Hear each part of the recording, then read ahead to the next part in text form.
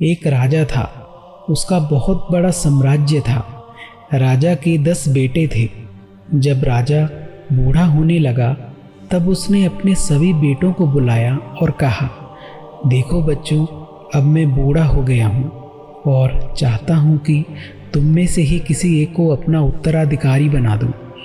ये सुनकर सभी बेटे खुश हो गए और खुद को एक दूसरे से बेहतर साबित करने की कोशिश करने लगे। राजा ने कहा कि मैं तुम सबको एक मौका दूंगा और जो भी मेरे इस दिए गए काम को सबसे बढ़िया तरीके से करेगा वही इस राज्य का नया राजा कहलाएगा।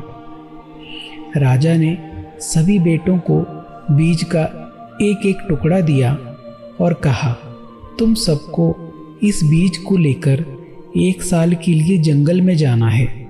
वहाँ इसे एक गमले में रोपना है और देखभाल करनी है। 1 साल के बाद मैं तुमसे मिलूँगा। जिसका पेड़ सबसे बड़ा होगा वही इस राज्य का नया राजा बनेगा।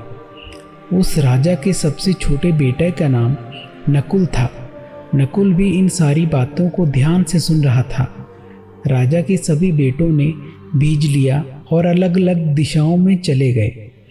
नकुल ने भी जंगल पहुंचकर एक गमला लिया और उस बीज को रोप दिया।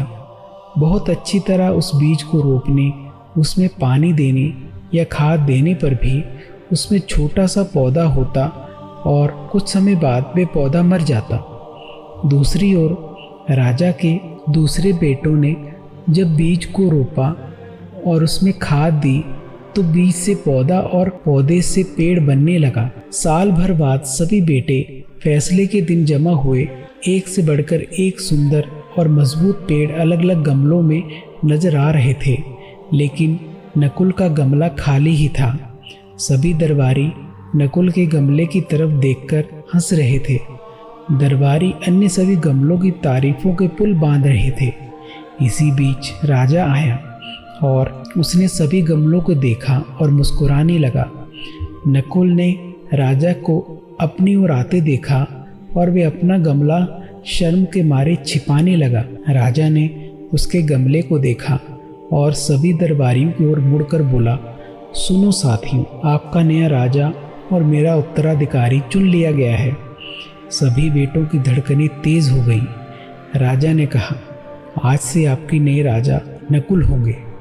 राजा के दूसरे सभी बेटे और दरबारी ये सुनकर स्तब्ध रह गए। राजा ने कहा, मैंने अपने सभी बेटों को वही बीज दिया था जो बंजर था और उसमें कभी कोई पौधा या पेड़ नहीं उग सकता था। मेरे अन्य बेटों ने मुझे धोखा देने के लिए उस बीज को बदल दिया, लेकिन नकुल ने अपने काम को ईमानदारी से किया और ईमानदारी के साथ ही मेरे सामने आया। इसीलिए ईमानदार व्यक्ति ही इस साम्राज्य का अगला उत्तराधिकारी होना चाहिए।